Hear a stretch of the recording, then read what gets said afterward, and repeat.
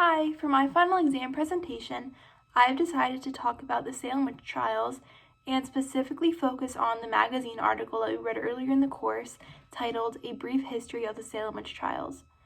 So I chose this topic because the Salem witch trials were extremely unfortunate and cost a number of lives. A little bit of background on the trials was that they occurred in Salem, Massachusetts between 1692 and 1693. People were accusing each other of practicing witchcraft as paranoia spread. There ended up being over 200 people accused and about 20 killed.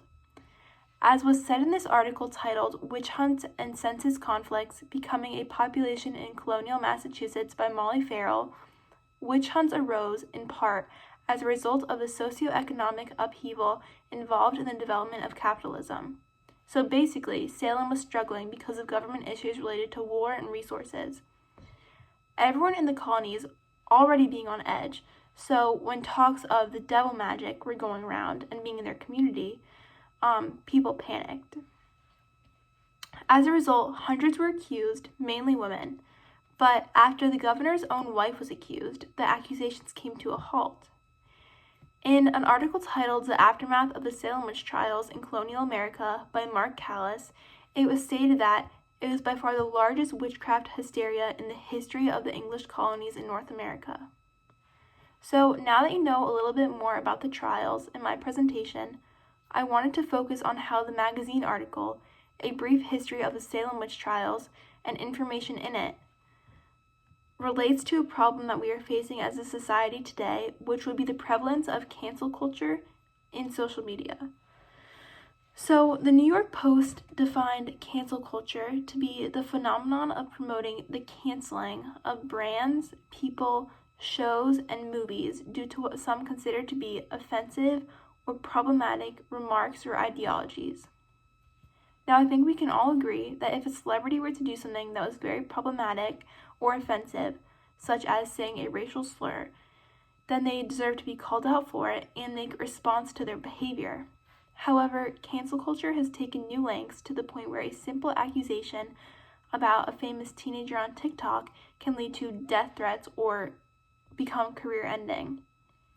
Simple accusations about a person with no proof or evidence spreads, and suddenly everyone is against them.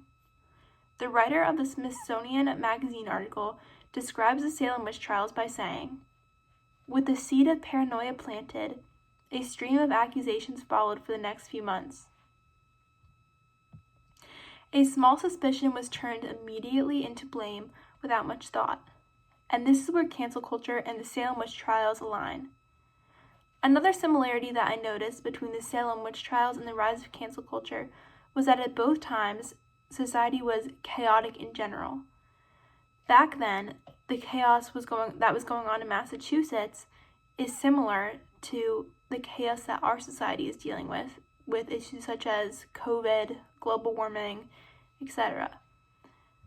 And with how prevalent social media has become in our society, it has never been easier to spread accusations. So it's happening much more often than before.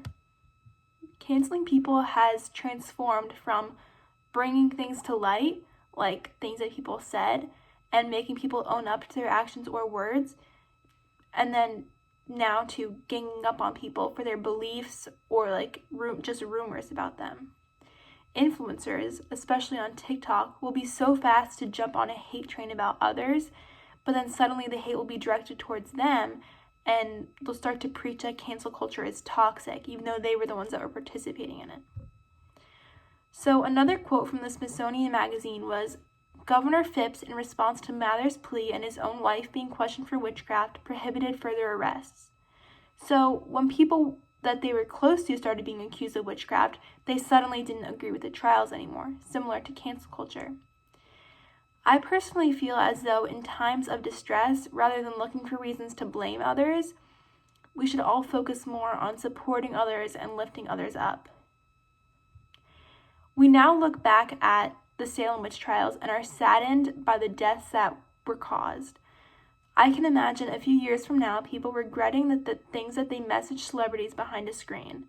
The death threats will feel just as wrong as the accusations in Salem.